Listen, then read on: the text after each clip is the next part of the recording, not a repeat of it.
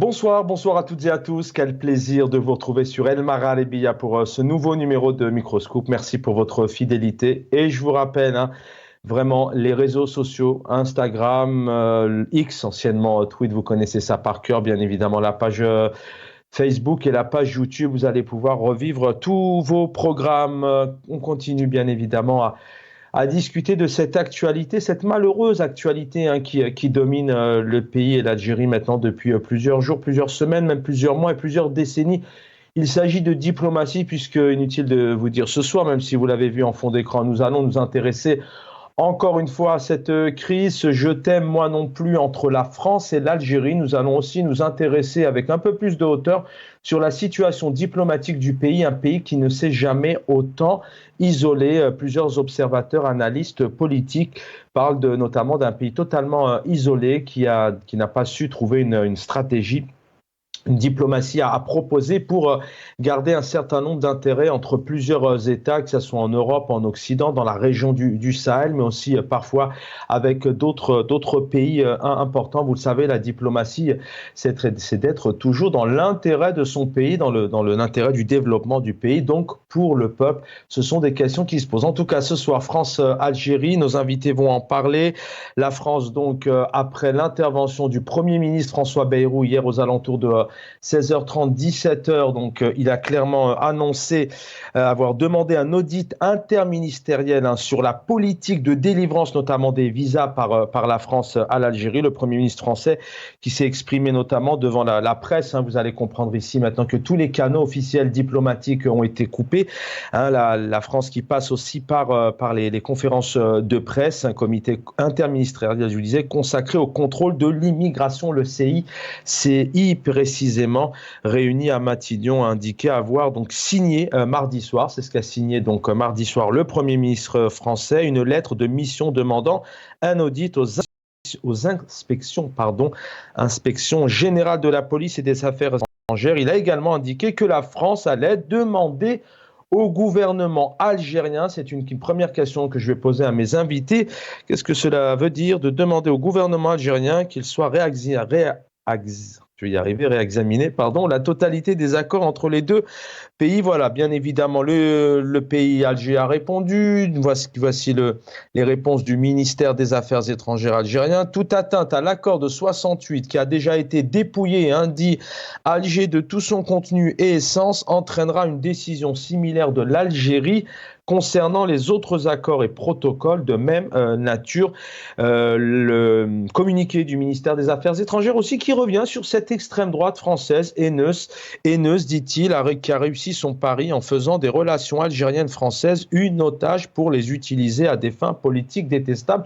Mais en quoi un parti politique, notamment à l'intérieur d'un pays, on rappelle qu'aujourd'hui l'extrême droite française ne dirige pas la France, le président français ne fait pas partie du Rassemblement national, mais en quoi une extrême droite et ses sorties, qui d'ailleurs en va aussi pour son fonds de commerce, tenter d'avoir de plus en plus d'électeurs. On sait comment est l'extrême droite en France, mais en quoi le pouvoir algérien en fait autant. En tout cas, voilà, nos invités vont en parler dans quelques instants. Une question qui se pose, alors qui est visée?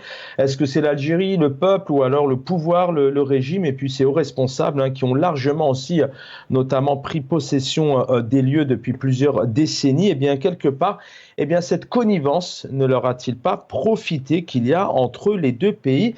C'est notamment les éléments que me donnait tout à l'heure mon ami confrère Djameldine Benchenouf dans le cadre d'une discussion. Djameldine, éditorialiste, journaliste politique, écrivain. Bonsoir Djameldine. Bonsoir Chaben, merci de m'avoir invité encore une fois. Merci infiniment d'être présent. On a toujours besoin de vos lumières, bien évidemment. Aussi ingénieur économiste, analyste politique. Elle s'intéresse aussi énormément aux questions diplomatiques et beaucoup au pays. Il est avec nous, Lies Djebaili. Il est à l'écran. Bonsoir Lies Djebaili, bienvenue. Bonsoir Chaben, merci de m'avoir invité et je salue notre ami, notre grand frère, Monsieur Jamel Benchenouf. Merci encore pour votre invitation. Je salue par ailleurs aussi El Marhalibiya qui assure la couverture et celles et ceux qui nous suivent bien sûr de loin et de près. Merci encore pour l'invitation. C'est moi qui vous remercie. Voilà, Jamel-Din, le grand frère qu'on ne présente plus. Nous allons écouter, alors messieurs, donc je vais vous poser une première question. Vous allez tout simplement réagir à la sortie du Premier ministre, terminer les canaux diplomatiques. Ça passe par la presse, donc conférence de presse, c'était hier après-midi. Le Premier ministre donc qui demande la renégociation de tous les accords, la réexamination de tous les accords. Il se trouve que depuis plusieurs années, ces accords ne sont pas respectés sur un des points fondamentaux qui est la réadmission des citoyens algériens qui bénéficient ou qui ont des papiers d'identité vérifiés sur leur sol. Pour nous, il est absolument inacceptable que cette situation perdure. Ce qui signifie que la France va demander au gouvernement algérien que soit réexaminée la totalité des accords et la manière dont ces accords sont exécutés. Nous allons faire cette démarche en donnant 1 mois, 6 semaines pour que nous puissions les réexaminer. Et pendant ce temps, va être présentée au gouvernement algérien une liste, j'allais dire, d'urgence de personnes qui doivent pouvoir retourner dans leur pays et que nous considérons comme particulièrement sensibles de ce point de vue-là. Voilà, un ultimatum proposé ici. Jamel-Din, je vais commencer par vous. La réponse d'Alger, je viens de l'évoquer, toute atteinte à l'accord de 68 qui a déjà été dépouillé de tout son contenu essence, ça nous dit, entraînera une décision similaire de l'Algérie concernant les autres accords et protocoles de même nature. Jamel-Din, quand vous entendez le Premier ministre français, depuis maintenant plusieurs mois, cette crise prend des proportions pas possibles. Comment vous analysez les choses du côté français, mais aussi, j'ai envie de vous dire, ce qui est important ce soir, c'est d'avoir le côté algérien. Est-ce que réellement cette escalade n'a pas été aussi gangrénée par le pouvoir algérien, ses méthodes diplomatiques? Votre premier point de vue?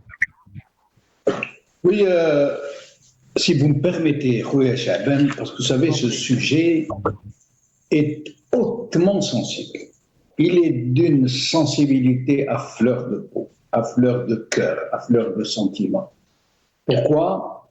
Je voudrais m'expliquer un peu ici, c'est une sorte de mise au point pour que l'on ne nous prenne pas en défaut, parce que notre peuple, nos citoyens, nos concitoyens ont tellement été infectés par cette propagande du régime qui a fait de la France l'ennemi irréductible, l'ennemi historique, à qui on ne peut jamais pardonner. Et le comble, c'est qu'au moment où ce régime constitué de gouvernements successifs était en train donc de nous entretenir dans cette haine, dans cette exécration. Au même moment, ces barons du régime, ils profitaient largement des bienfaits de la France, notamment ces fameux accords de 68 qui, en fait, ne profitent surtout qu'aux barons du régime parce qu'ils y ont trouvé le moyen de blanchir une partie seulement de leur argent, celui de la rapine qu'ils ont réussi à exfiltrer vers la France, où ils résident, où ils ont des biens, où certains parmi eux ont des biens, je mesure chaque mot de ce que je dis, ont des biens qui se chiffrent en milliards de dollars. Soit directement, soit à travers leur clientèle, leur parentèle. Ils ont des résidences somptueuses, ils se soignent en France avec leurs bobonnes, leurs engences, leurs amis. Tout le monde se soigne en France auprès de la princesse, c'est la sécurité sociale qui paye, algérienne. Ils ne font que des allées et venir au point où leurs femmes, il leur arrive souvent, avant de donner une fête, d'aller faire des emplettes à Paris. Ils s'habillent dans les grands magasins parisiens. Ça veut dire que c'est au moment où ils sont dans cette attitude, ils nous entretiennent, nous, le petit peuple, dans la haine de la France. Pourquoi? Parce qu'ils sont des intrus dans l'équation de post-indépendance, dans l'indépendance de l'Algérie. Ils ont forcé le passage avec l'aide de la France, rappelons-le, qui aujourd'hui paye les pots cassés, avec nous. Ils sont entrés en Algérie, l'armée des frontières, qui était entièrement encadrée de déserteurs de l'armée française, parce que la France de l'époque ne voulait pas que le GPRA prenne et garde le pouvoir, il voulait que ce soit l'armée des frontières et celui, Ben Bella, Rabbi Yarhamou, qu'ils ont piégé, parce que Ben Bella, c'est un homme honnête et intègre, mais ils l'ont piégé. La preuve, c'est que 3 ans après, ils l'ont envoyé dans le sous-sol pour une quinzaine d'années, M. Boumedienne. M. Boumedienne qui lui avait exigé que s'il voulait devenir président, il devait accepter M. Boumedienne comme vice-président de la République et ministre de la Défense. Ce n'est pas pour rien, c'est pour garder les moyens de faire le coup d'État quand il se sentirait prêt. Et c'est ce qui s'est passé. Et donc, la France, très tôt, elle a voulu que ce soit ces gens qui prennent le pouvoir, qui l'ont pris, qui étaient encadrés par les officiers de l'armée française, lesquels, rappelons-le, Boumedienne les a maintenus tous à des postes de commandement. Tous. Y compris ceux qui étaient d'un grade subalterne, comme le capitaine Mohamed Ammaré, par exemple, qui était chef d'état-major du Grand Alger et qui avait sous ses ordres des colonels, des lieutenants-colonels. Et donc, ces gens-là, pourquoi ils nous ont entretenus dans la haine de la France alors que c'est elle qui les a aidés à prendre le pouvoir et que c'est elle qui les a aidés à s'installer en France, à envoyer leurs enfants faire leurs études, leurs épouses s'y soigner, s'y aménager des résidences et des bases arrières, acheter des biens pour leurs enfants, faire des va-et-vient sans arrêt à longueur d'année, comme si c'était leur résidence principale, mais non pas secondaire, celle du Club des Pins. Pourquoi? Parce qu'ils voulaient tromper le peuple algérien. Excusez-moi, Jamal, pour cette longue digression, mais elle est nécessaire. Donc, pour nous entretenir dans l'idée très fausse, inséminée par une propagande, j'allais dire, qui ne s'arrête jamais, par tous les moyens, pour nous mettre dans la tête que, d'ailleurs ils le disent, الجيش الوطني الشعبي السليل جيش التحرير الوطني.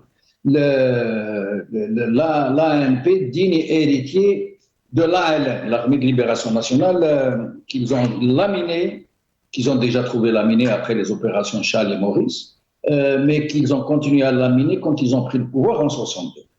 Et donc, à corrompre tous les anciens moudjahidines qui leur résistaient. Corrompre en bon argent des chefs de région, des colonels, des officiers ont été corrompus. Moi, je tiens ça de gens éminemment intègres et qui ne se sont pas laissés corrompre. Ceux qui ne se sont pas laissés corrompre ont été jetés en prison, poussés à l'exil et parfois assassinés dans leur exil, comme Krem Assam Khayder, notamment Ali Msili, Ali André Msili, Rabbi Rahman. Et donc, ils voulaient nous entretenir dans l'illusion que la révolution algérienne, les héros de la révolution algérienne, y compris les morts, Chouhada, et les grands héros, nos grands héros qui ont combattu pour que nous devenions libres et indépendants, ont été remplacés par le digne successeur qu'est le régime. Et donc, pour obtenir cet état d'esprit, l'inséminer dans l'ensemble de la population algérienne, il fallait donc se servir de la mémoire collective. Ils passaient leur temps comme si eux avaient combattu. Or, ils n'ont pas combattu, ces gens. Ils étaient à l'étranger, en Tunisie, au Maroc, en Égypte, un peu partout, ils n'ont pas combattu. Et pire que ça, mais ce n'est pas le sujet d'aujourd'hui. Il n'en demeure pas moins qu'aujourd'hui, et voilà où je voulais en venir, cette longue digression, aujourd'hui, certains considèrent que ce qui se passe en ce moment est une attaque contre l'Algérie. Qui sont ces gens? Ce sont d'abord les relais du régime. Ce sont ces mercenaires. Ce sont ces Baltagia. ce sont ses clientèles, ce sont les gens qui trouvent leur compte avec lui. Mais, très important, Khouya Chaban, mais il y a aussi un grand nombre de nos compatriotes qui soutiennent le régime contre la France d'une façon sincère et intègre, parce qu'ils ne savent pas discerner ce qui se passe vraiment. Ils ne savent pas, parce qu'on a tout fait pour qu'ils ne sachent pas, que nous ne sommes pas dans une crise dans les relations algéro-françaises, mais dans une crise de la France-Algérie. Cette France qui, après l'indépendance, a mis la main sur toute l'Algérie, ses intérêts, son avenir, qui l'a dirigé comme elle voulait, qui commandait même des coups d'État, ou qui fermait l'œil sur certains coups d'État, comme celui de 1992, ou qui fermait l'œil sur Saint-Martin massacre et certains carnages. Donc, des Français de souche, les moines de Timhéri, les Pères Blancs, Monseigneur Claverie, archevêque d'Oran. Et donc, la connivence est allée très loin. Et donc, ces gens qui soutiennent, j'en aurais fini, Chaban, ces gens qui soutiennent aujourd'hui le régime dans cette affaire, dans cette crise, c'est généralement parce qu'ils ont été trompés. Or, et c'est là où je voulais en venir, enfin, et après je vous cède le micro, il y a beaucoup de gens, par contre, qui considèrent qu'on ne se mêle pas, la France n'est pas en train d'attaquer, et d'ailleurs moi je dis l'État français contre le régime algérien. L'État français, parce que c'est un État qui, malgré tout ce qu'il a pu entreprendre d'ignoble, d'odieux contre le peuple algérien et en connivence avec le régime algérien, il l'a fait pour des raisons d'État nobles. Ça veut dire qu'il l'a fait pour le bien de la France. Qu'importe si les autres payent les pots cassés. Par contre, le régime n'était pas dans une raison d'État. Il était dans des petites affaires sordides pour ses membres. Vous allez revenir, Jamel Dine. Vous allez revenir dans un instant. On va réécouter ici. Oui. Comme moi, je ne soutiens pas ce régime contre l'État français. Oui, vous faites bien la distinction entre État, régime et pouvoir et aussi peuple. Mais une question qui se pose tout de même dans un contexte politique particulier en France. Qu'en est-il un peu aussi de cette diaspora? On a d'un côté un pouvoir algérien, un président qui a aussi qui a évolué en tout cas en faveur de la diaspora avec un peu plus de considération. Mais derrière cette crise, on sait combien aujourd'hui la politique en France a un impact important. Il y a tout de même un État démocratique en France où les politiques s'expriment dans les villes. Il y a une confrontation aussi derrière et peut-être des conséquences néfastes et négatives contre la diaspora. Et le pouvoir algérien, dans sa diplomatie, a un rôle responsable à jouer. C'est aussi une question qui se pose. On va donner la parole à Alyes Djebali, qui a patienté. On va écouter tout de même, encore une fois, le Premier ministre ici, qui nous parle donc aussi de menaces quelque part. On l'écoute. Nous pensons, nous voulons qu'on trouve des voies pour que, enfin, les accords soient respectés et que la réadmission puisse être possible. Si ça n'était pas le cas, le gouvernement français considérerait que les avantages particuliers qui sont consentis au terme de ces accords devront être remis en cause. Et donc, vous voyez à quel point la situation est pour nous grave, préoccupante, et à quel point ce qui nous intéresse, ça n'est pas une crise avec les autorités algériennes, c'est le retour à la situation à laquelle s'étaient engagés et le gouvernement français et le gouvernement. La réponse tout de même du ministère des Affaires étrangères via notamment l'ENTV, l'Algérie rejette catégoriquement les ultimatums et les menaces. Et concernant les accords de 68, je vous en ai lu un extrait, on écoute la réponse de la diplomatie algérienne. أعربت الجزائر عن استغرابها ودهشتها إزاء التدابير التقييدية على التنقل والدخول إلى الأراضي الفرنسية التي تم اتخاذها من قبل الحكومة الفرنسية في حق الرعايا الجزائريين الحاملين وثائق سفر خاصة تعفيهم من إجراءات الحصول على التأشيرة حسب ما أفاد به اليوم بيان لوزارة شؤون الخارجية والجالية الوطنية بالخارج أن الإعلان عن هذه الإجراءات التي لم يتم إبلاغ الدولة الجزائرية بما يمثل حلقة أخرى في سلسلة طويلة من الاستفزازات والتهديدات والمضايقات الموجهة ضد الجزائر، غير أن هذه التدابير لن يكون لها أي تأثير على بلادنا التي لن ترضخ لها بأي شكل من الأشكال، بل على العكس سترد الجزائر على أي إجراء يضر بمصالحها بتدابير مماثلة وصارمة وفورية.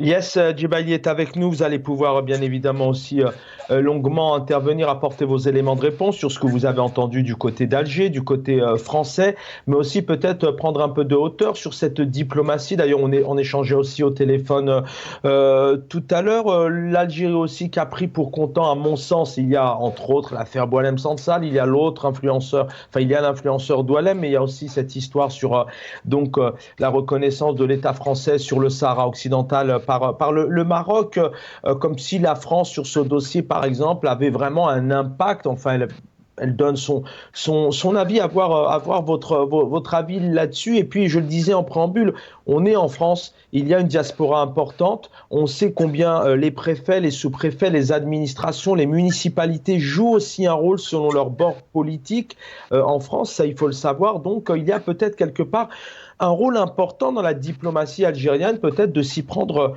autrement, parce que cette diaspora en France doit être aussi protégée, vivre normalement. Lies Djebali, je vous laisse apporter tous vos éléments de réponse sur ce que je vous ai annoncé, mais aussi sur ce qui vous semble important. Merci Chaban. Au fait, la France, elle a eu deux colonies de peuplement. Elle a eu l'Algérie, qui est une colonie de peuplement, et la Nouvelle-Calédonie. La Nouvelle-Calédonie est restée un territoire outre-mer, un territoire français, et l'Algérie a demandé, c'est-à-dire le peuple algérien, nous avons demandé l'indépendance. Et par conséquent, nous sommes devenus indépendants en 62. C'est juste pour vous dire, c'est la différence avec le Maroc qui est un protectorat et la Tunisie qui est un mandat. C'est-à-dire par rapport à l'Algérie, c'est un statut particulier finalement. C'est un statut particulier qui est lié par l'histoire, plus de 130 ans d'histoire, dans la douleur, dans le sang, je veux dire, c'est un Français sur 10 a un lien direct avec l'Algérie, à tel point que les relations entre l'Algérie et la France, c'est des relations qui sont complexes, je t'aime moi non plus, et qui sont au bord de la rupture, mais jamais. Mais revenons par rapport au côté algérien. C'est qu'il faut dire les choses, il faut que nos compatriotes le sachent, que nous n'avons pas d'ennemis, que les Algériens, nous n'avons pas d'ennemis, l'Algérie n'a pas d'ennemis. C'est la diplomatie algérienne qui, d'une faiblesse consternante, c'est elle qui pousse l'Algérie dans cette situation. Parce que le pouvoir algérien, je ne vais pas revenir à ce qu'il vient de dire très justement Jamel Din, c'est que le pouvoir algérien, au fait, il s'appuie que sur la rente mémorielle finalement. En fait. C'est ça son existence. C'est-à-dire la conception de l'Algérie post-indépendante, c'est quoi son acte fondateur? C'est la révolution de 54, promulguée en 54. Ceux qui ont pris le pouvoir, le clan de Oujda, ou peu importe, ceux qui ont pris le pouvoir, ils instrumentalisent la révolution, notre révolution 54, comme butin de guerre, et du coup, c'est nous qui avons combattu, c'est nous qui avons libéré le pays, et par conséquent, c'est nous qui décidons du destin de notre pays. C'est ça la réalité du côté algérien.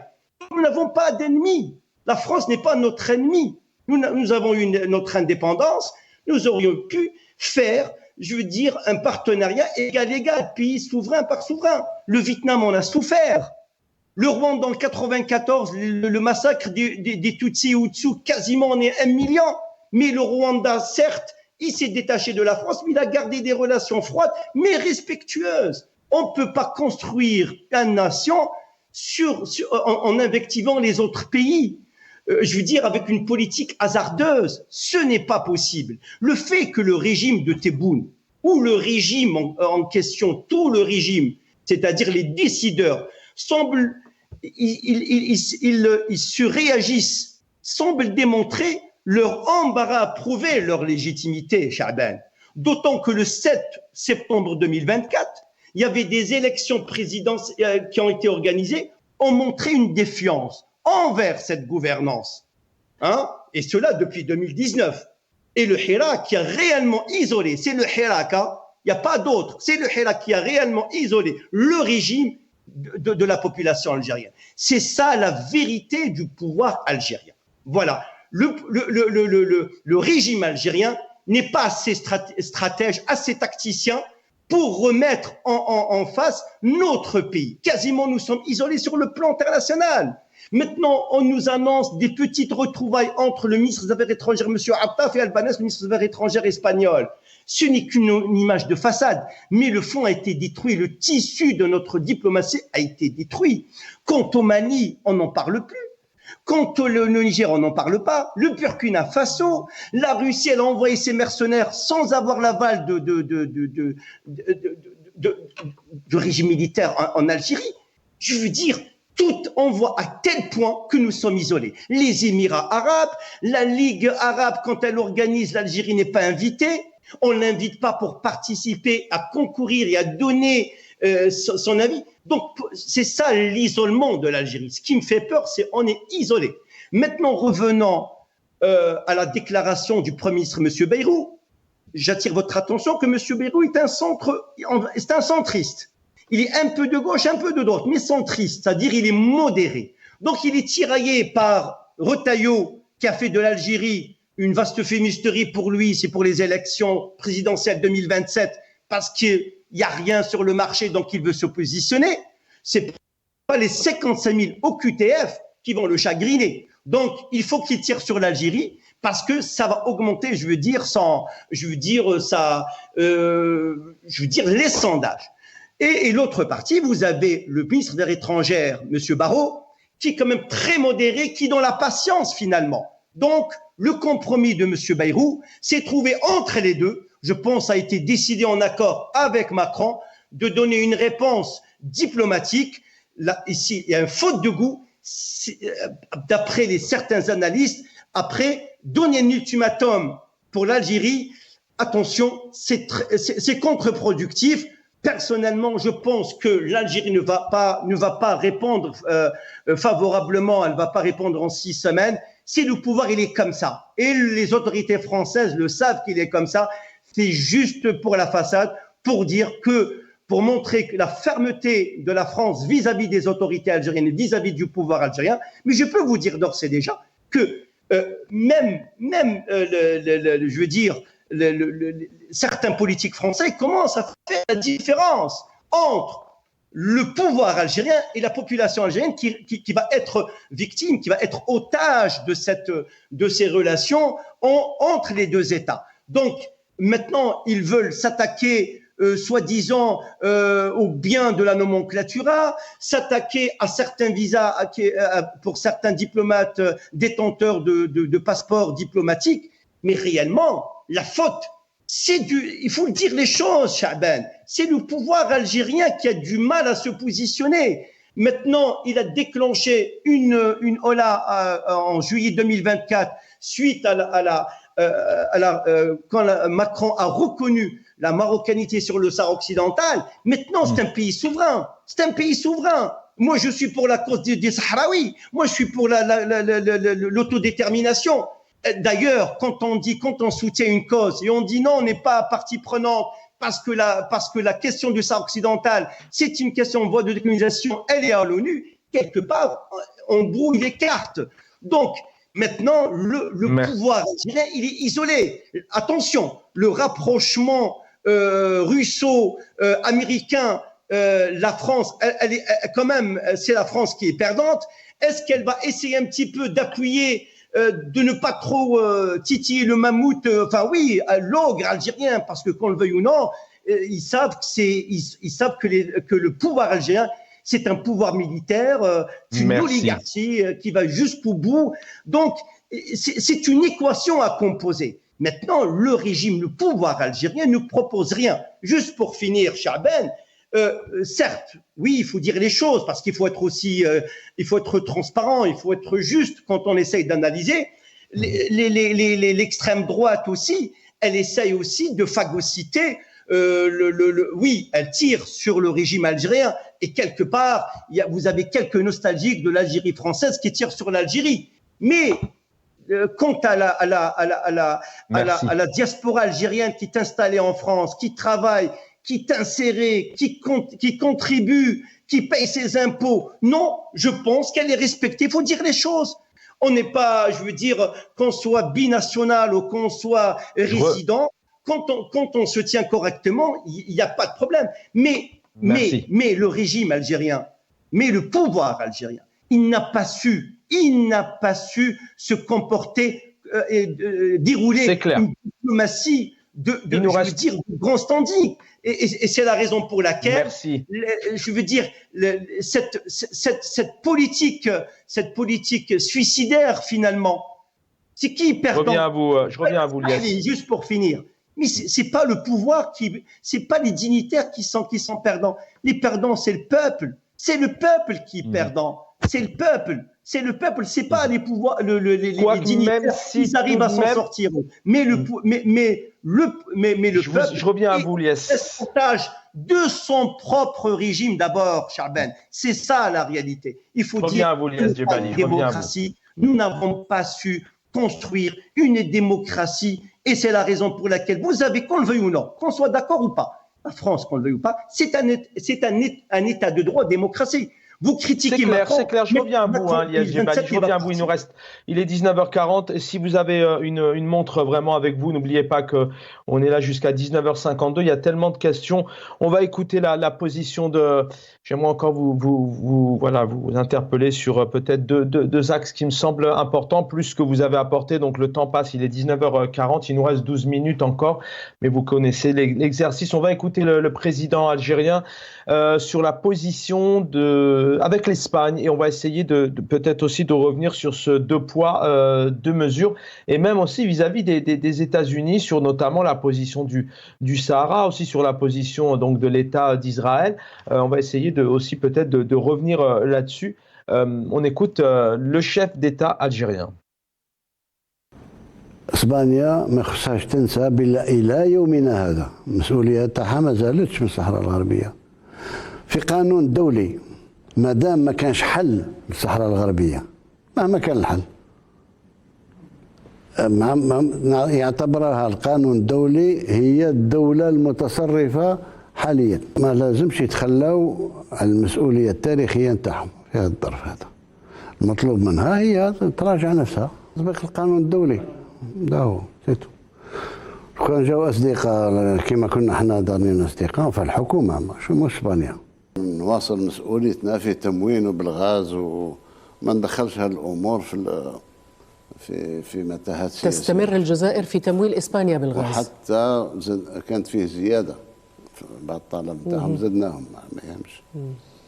انا اعتقد ان الغاز ما يستفادش منه سانشيز، يستفاد منه الشعب الاسباني. الدوله الاسبانيه. Jamaldine Benchenouf est avec nous. Jamaldine, je sais que vous connaissez l'exercice par cœur, le temps passe. Jamaldine, vous avez apporté d'ailleurs hier soir une analyse qui me semblait assez pertinente. Hein.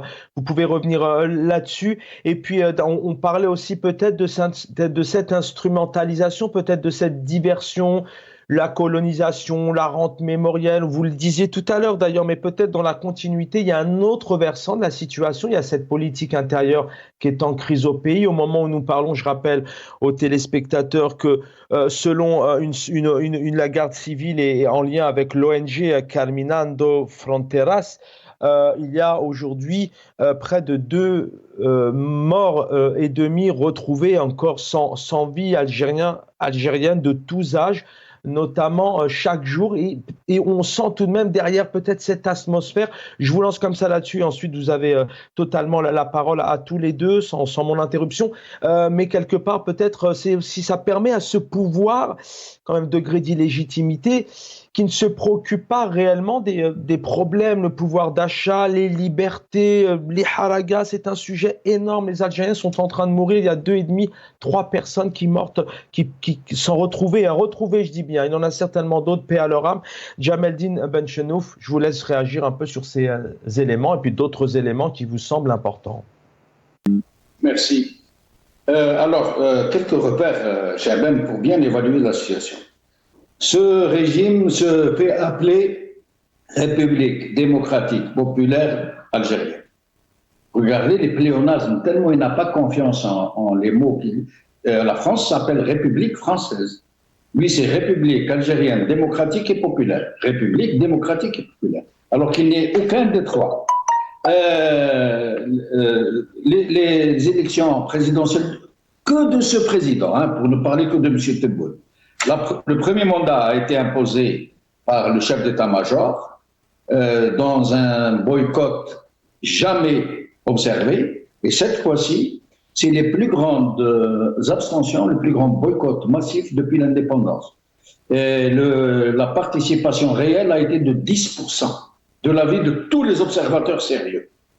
Et lui, il se pose en digne représentant du peuple algérien. Ce régime parle de démocratie, de liberté, de presse la plus libre du monde arabe, qu'il n'y a pas de détenus d'opinion en Algérie, que c'est les mensonges du siècle que de le soutenir, alors que nous avons des détenus politiques par centaines et des détenus d'opinion, condamnés sur la base d'un article scélérat qui a été rajouté au code pénal et qui considère comme terroriste quiconque ose contester le régime. Autre chose. Ce régime affirme que la question sahraoui ne le concerne pas, qui n'est pas partie prenante, mais que par principe, un principe qui est issu... D'abord, permettez-moi de saluer mon ami Ilyas Jubaili et tous vos téléspectateurs, j'avais complètement oublié, pardonnez-moi. Donc, qui soutient que par principe sacré de la révolution algérienne, de la même manière que les autres peuples ont soutenu le combat de libération du peuple algérien, il appartient au peuple algérien comme devoir sacré de soutenir des peuples qui se battent pour leur libération. Or, ce que ne dit pas ce régime, pour pouvoir prétendre à une telle attitude aussi noble, encore faudrait-il ne pas opprimer son propre peuple. Encore faudrait-il permettre à ce peuple d'élire ses représentants. Encore faudrait-il que les institutions soient de vraies institutions, et non pas des coquilles vides, des façades Potemkin. Alors, maintenant, puisqu'il n'y a pas beaucoup de temps, Chabel, je vais abréger, il ne faut pas oublier un point, peut-être le plus important, et donc le régime ne parle pas du tout, pour justement noyer le poisson. Et la communauté algérienne en France. Pourquoi ils n'en parlent pas, le régime ? Parce que la communauté algérienne en France est très attachée à l'Algérie, y compris ceux qui n'y vont plus. Parce que le transport est l'un des plus chers au monde, et je n'exagère pas, vous le savez très bien. Y compris ceux qui ont la double nationalité, et qui sont entre 5 et 6 millions au moins. Au moins. Pourquoi ne bouge-t-il pas, puisque la France, leur pays aussi, est en train d'agresser, pour reprendre les termes du régime algérien, l'Algérie souveraine, etc., etc.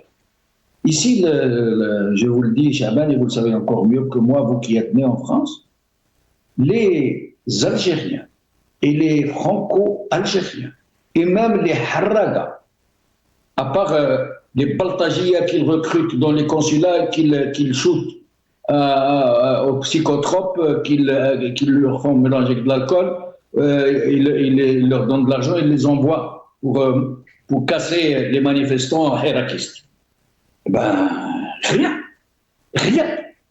Tout le monde considère ici, en France, que ce qui se passe est une affaire de règlement de compte de la France-Algérie entre l'État français, qui à la limite était dans une attitude de raison d'État, pour faire subir aux Algériens ce qu'il leur a fait subir, mais côté algérien, que c'est des bandits, des voyous, des scélérats qui ont saigné le peuple, qui l'ont tué dans tous les sens du mot et qui l'ont vidé de ses richesses pour les exfiltrer en France, où la France leur a permis de blanchir ce produit du larcin national. Donc, l'un dans l'autre, qu'ils se débrouillent, nous, on n'a rien à voir. Mais et j'en aurais fini, Khouya Chaban, je ne dirai jamais l'ennemi de mon ennemi est mon ami. Pourquoi? Parce que l'ennemi de mon ennemi n'est pas dans une attitude très noble non plus, dire les choses. Par rapport, non pas au régime, par rapport au peuple algérien, qu'il a laissé massacrer, qu'il a laissé opprimer. Donc, je me rappelle cette visite de François Hollande à Alger, juste pour nous dire, j'ai vu M. Bouteflika, il est d'une grande alacrité, etc., alors que Bouteflika ne savait même pas son nom. Et M. Hollande a participé à une prise d'otage d'une institution, et donc la France a participé. Et pour dire, mais je ne vais pas plus loin, je vous remercie, Chaban, de m'avoir permis de m'exprimer sur ce point.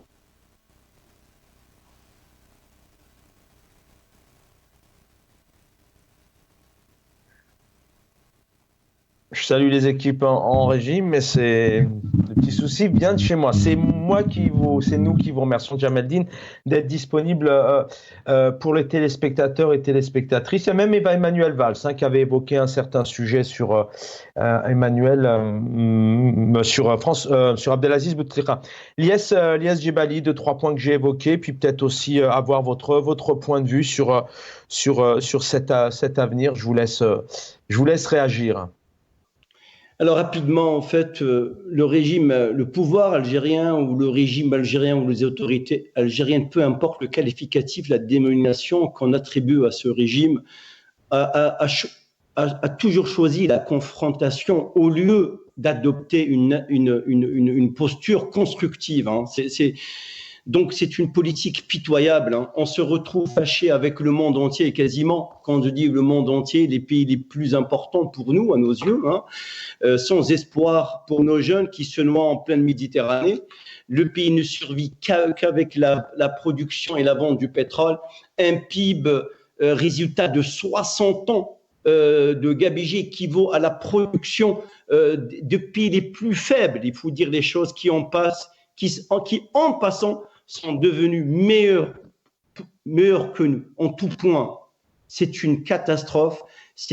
La construction de l'État algérien après 62 est une faillite totale. Sur tous les plans. Certes, nous avons conquis notre indépendance. Certes, nous sommes un pays souverain indépendant, mais malheureusement, nous n'avons pas su construire parce que certains détenteurs de la force ont voulu donner une autre orientation à ce pays. Chaban, quand on nous dit attention, la souveraineté, elle risque d'être altérée. Moi, je dis dans les relations internationales, Chaban, une souveraineté perdue quand une armée étrangère conquiert un territoire ou elle attaque un territoire. Est-ce qu'on a été attaqué? Non. Donc, on a toujours instrumentalisé la souveraineté, الشرعية, الوحدة الترابية, l'intégrité territoriale. Le régime, ils ont réduit l'Algérie à un simple valet, Chaban. C'est ça la réalité. C'est décevant. Un pays comme le nôtre, il est terni. Le peuple, il souffre. Il souffre parce que qu'on le dise ou pas, notre peuple est un grand peuple courageux, qui passionne depuis 62. Mais voilà, donc on essaie un petit peu de jeter l'opprobre sur la France. La France, c'est notre échec. C'est à cause de la France qu'on n'a pas pu développer le pays. Tous les échecs de ce régime, de ce pouvoir des autorités depuis 62 sont portés sur la France, sont reportés sur la France. C'est ça, en fait. Donc, c'est ça la réalité. Donc, je pense que le peuple algérien est au courant, il est conscient de ce qui se passe. Oui, il est conscient qu'avec ce régime, on n'a rien à gagner avec lui parce qu'il ne propose rien.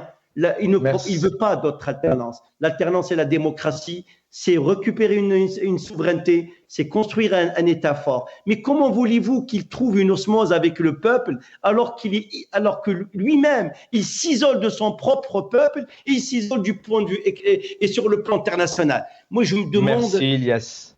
Qui sont ces décideurs? Est-ce qu'ils ont un minimum de conscience pour voir que l'Algérie se dirige droit au mur? Voilà. En tout cas, l'espoir fait vivre et que l'Algérie vivra et que le peuple est derrière son pays. Ça, c'est très important parce que les décideurs, les dignitaires partent, mais l'Algérie reste. C'est ça important.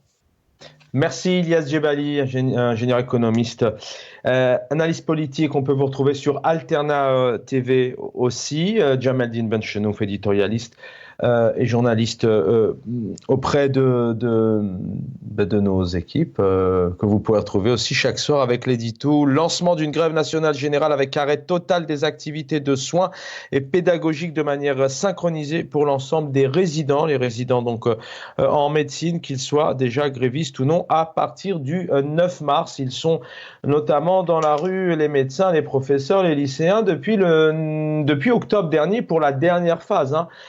Des médias qui n'en parlent pas du tout, aucune réaction. Vous avez compris aussi qu'en Algérie, pour l'instant, statu quo, on n'entend pas du tout les ministres. Aucun député derrière cette affaire. Personne n'est et pour, personne n'est contre. Il n'y a que la diplomatie via notamment les médias qui interviennent. Dans quelques instants, El Omr avec Salim Salhi, juste derrière Mohamed Bachouch et Lotfi Dobelkano qui vous ouvre l'antenne. Envoyez vos vidéos sur ce que vous vivez, la situation du pays. D'ailleurs, même pas spécialement en vous exprimant, puisque c'est pas facile, mais voilà ce que vous voyez. Si vous pouvez, n'hésitez pas à envoyer vos vidéos. Merci l'équipe en régie dans l'ombre pour le travail que vous faites. J'aurai le plaisir de vous retrouver demain soir. Bonne soirée à tous sur El Mara Libya.